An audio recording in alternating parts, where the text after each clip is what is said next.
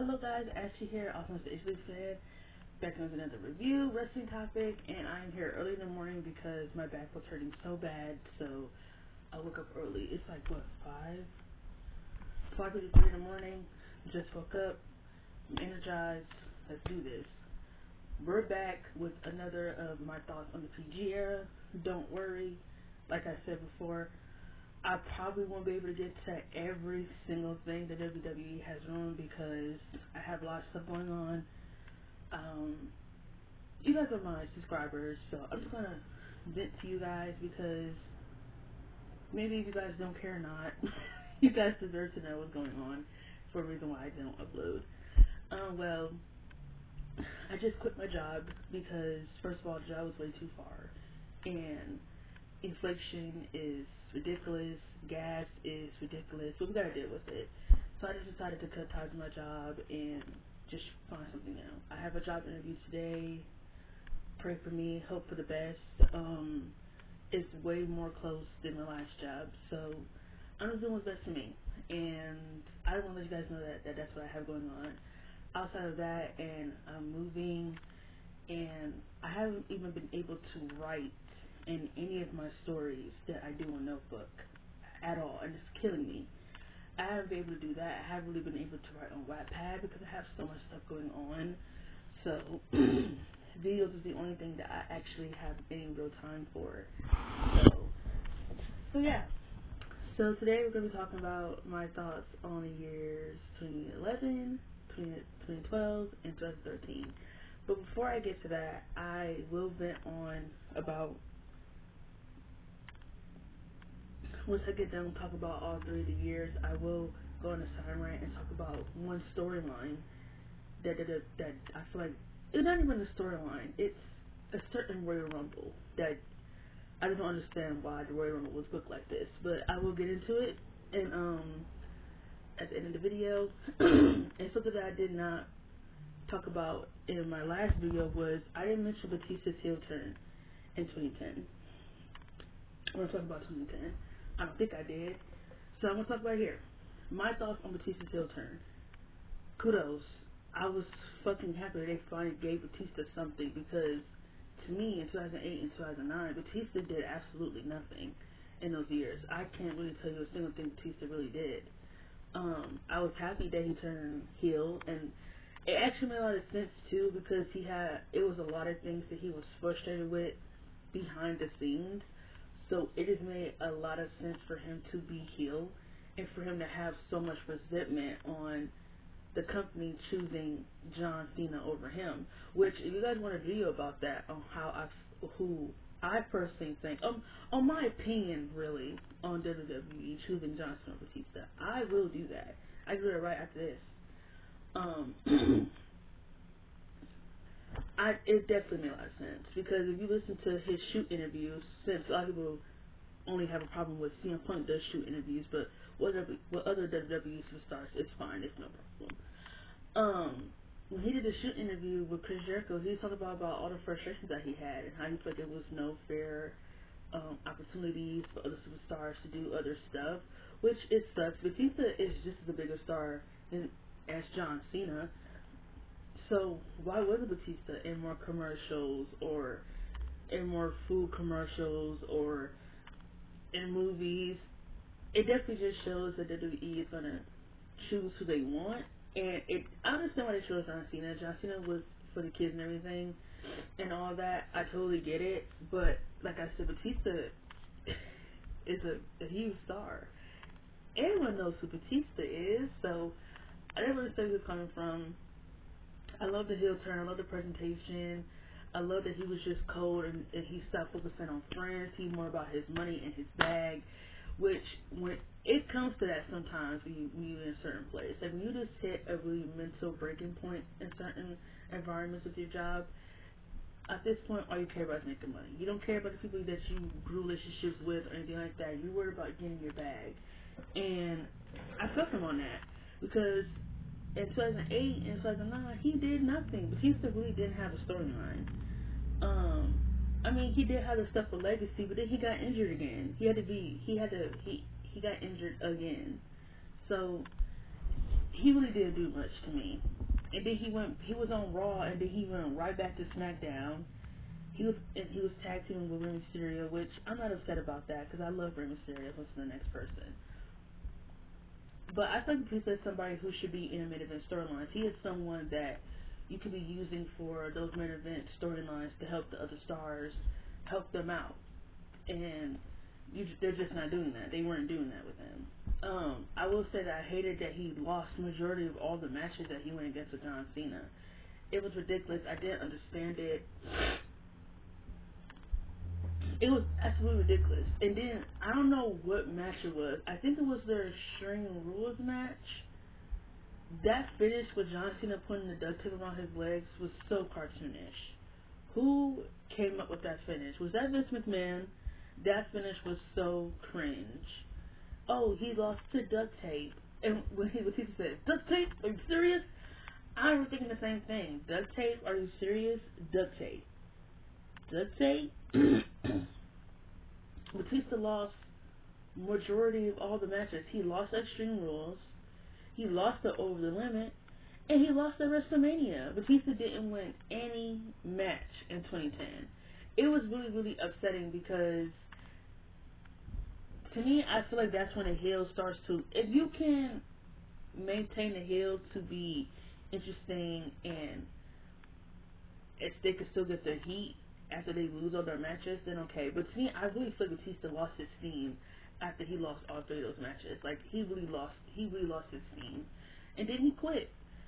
Vince McMahon let a huge star slip between his fingers because he couldn't come up with the right booking and presentation for Batista. And hey, it was him. I don't know. For what I heard what Batista said, it was just time for him to go. He was just sick and tired of the childish shit, the childish writing, the cringy shit. And I don't blame him. I don't blame him for quitting. I don't blame him. Because especially in 2010, it got really cringy in 2010. Now if he would have had stayed, say if they would have had just wrote his character off TV and he would have came back maybe early on in the year of 2011, I think there could have been a lot more things for Batista to do. I would have loved to see a CM Punk and Batista feud with CM Punk as who he is now. The 2011 CM Punk versus Batista, not the 2008 CM Punk. I would have loved to see that. I honestly would have enjoyed it. I don't know if CM Punk or Batista are still friends. I know he said they were friends. They were always cool. I don't know if they are now, but it just sucks that they let Batista go. So I spent 10 minutes on that. So I had to talk about it because I didn't get a chance to talk about it in the 2010 one. So I had to talk about Batista's heel turn. I absolutely loved it. Batista is a really good mic worker. He's a good character, and he's way better as a heel. I don't have anything against him being a face, but I feel like at that time, in 2010, it made a lot of sense for him to be a heel because of all the frustration that he had going on personally with the writing and the booking. Like I said, I just feel like he lost a lot of steam when he lost against John Cena 3 times. Like his presentation kind of just stagnated. You think of other great heels like AJ Lee, Edge, and Triple H, and Randy Orton. Whenever they would like lose a match or anything, the heat was still there because people just genuinely hated them. So I don't know. Batista, it sucked that he quit in 2010 because another star left. So let's get into 2011, 2012, and 2013. My thoughts on these years. Me personally, these are my personally favorite years. I would have to say from the PG era. I know people are gonna be like, what? But I absolutely love these years, the PG era. When I think of these years, I think of CM Punk, AJ Lee, and Daniel Bryan. Daniel Bryan isn't personally one of my favorites, but I really feel like in 2013, like towards the end of 2013, it really was Dan Bryan's year. The company was really heavy behind Dan Bryan. He was a very convincing babyface. I feel like if you want to write babyface, that's how you write him. Nothing like Cody Rhodes. Cody Rhodes is perceived to be the babyface, but yet everything is so easy for him. He has like no real challenge to overcome. Nothing. He's not really an underdog. Dan Bryan was a real underdog. Everything was so hard for him.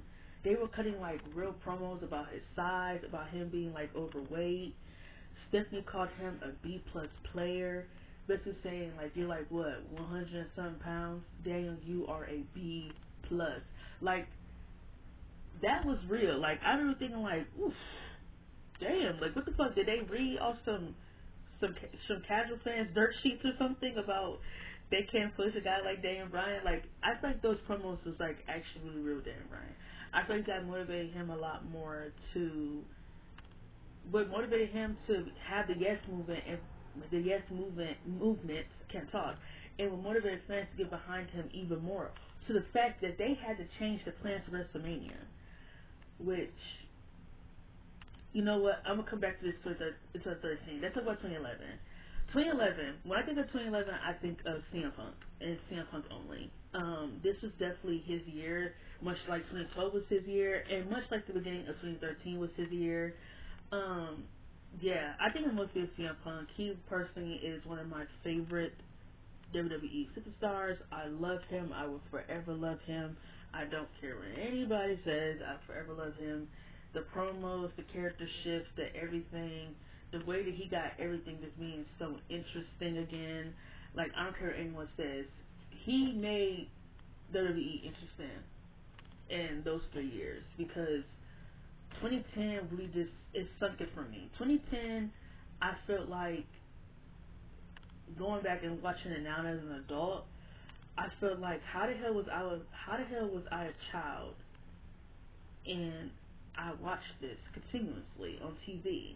Like a lot of casual fans stopped watching after 2010. Like a lot of them stopped watching.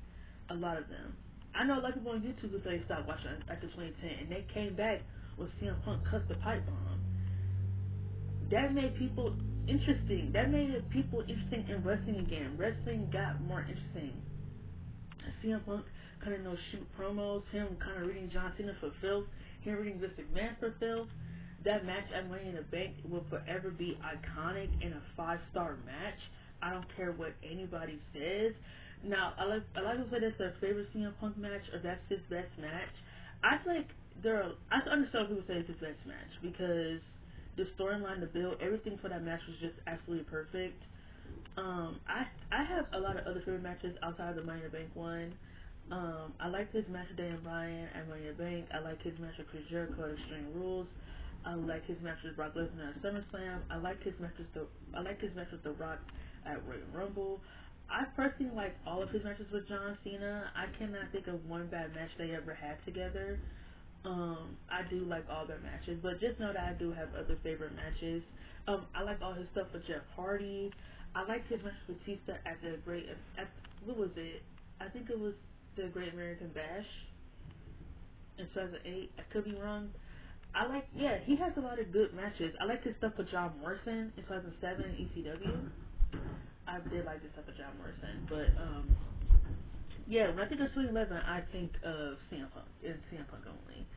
Sorry, I know people say, what about The Miz? Well, I guess I could talk about other stuff too that happened that year. The Miz became WWE champion, and honestly, that is one of the most forgetful reigns to me. I think if you talk about bad title reigns, I feel like The Miz should be right up there above CM Punk in my opinion. Like CM Punk, his title reign wasn't perfect, but I feel like it was way more thought out to me than The Miz. The Miz kind of just became champion, and he did cut some good promos and stuff like that. But his championship reign just felt like a prop, honestly, to me. He was having, I can't remember who he had feuds with. I think he had a feud with Jerry Lawler for the title. Are you serious? Serious? Really? That was absurd. But The Miz was a really good heel, in my opinion. We got the beginning of the John Cena and The Rock feud, which was epic. Them kind of cutting shoot promos on each other. It was good. It was absolutely good. I loved it.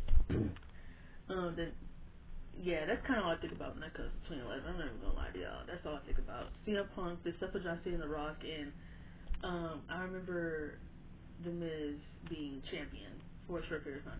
Actually, hold on, wait, no. Let's shift to SmackDown. Hold on, because there was some good shit on SmackDown. I was sleeping on it.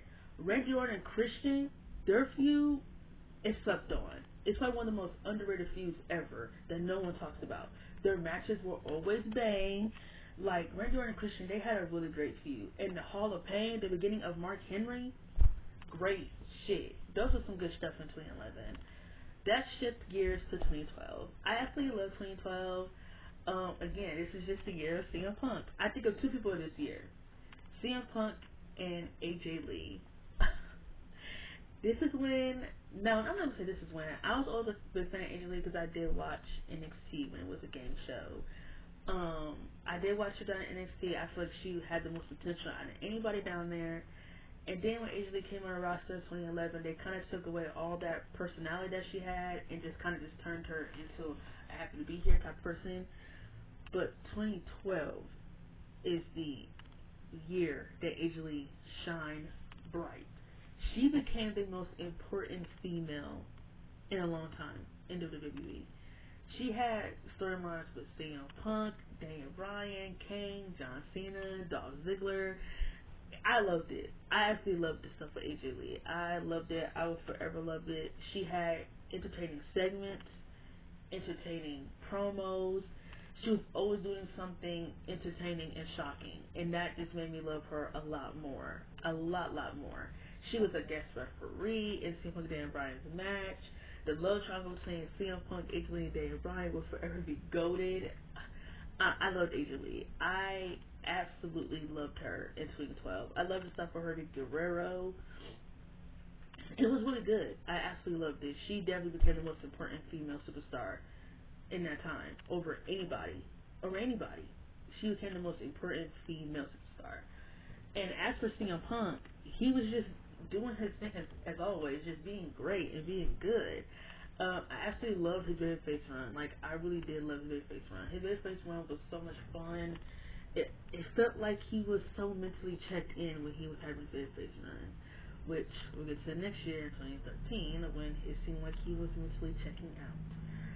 He went heel, he shaved his head, he had a buzz cut, and like his promos got a lot more vicious. You know, he kind of read Jerry Lawler for filth. He made fun of him having a heart attack. He read AJ Lee for filth. He was reading John Cena for filth, and The Rock for filth, kind of calling out all the things that fans were saying about him taking a back seat, even though he was the WWE champion.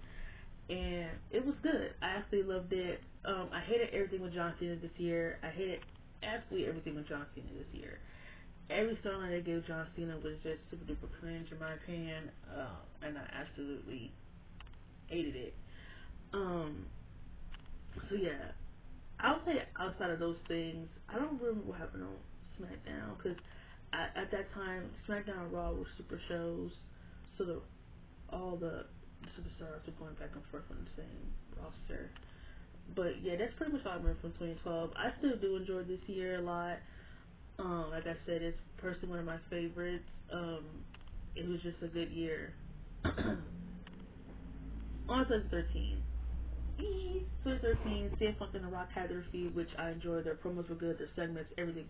This build up to this match is better than anything going on right now for WrestleMania 41. Add me. I don't care.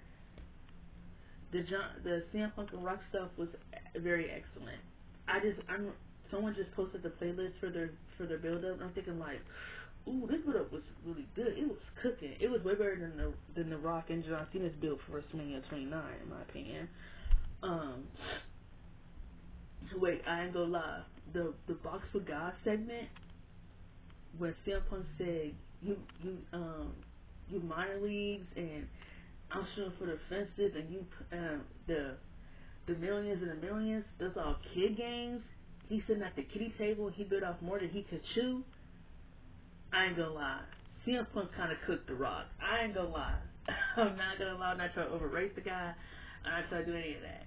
But y'all have to admit, when he said that, The Rock kind of didn't. I don't think The Rock was expecting him to have that big of a comeback.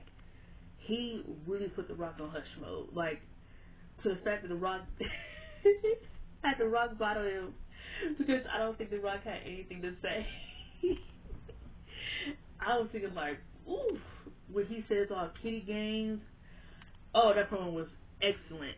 That promo was excellent. Not even that.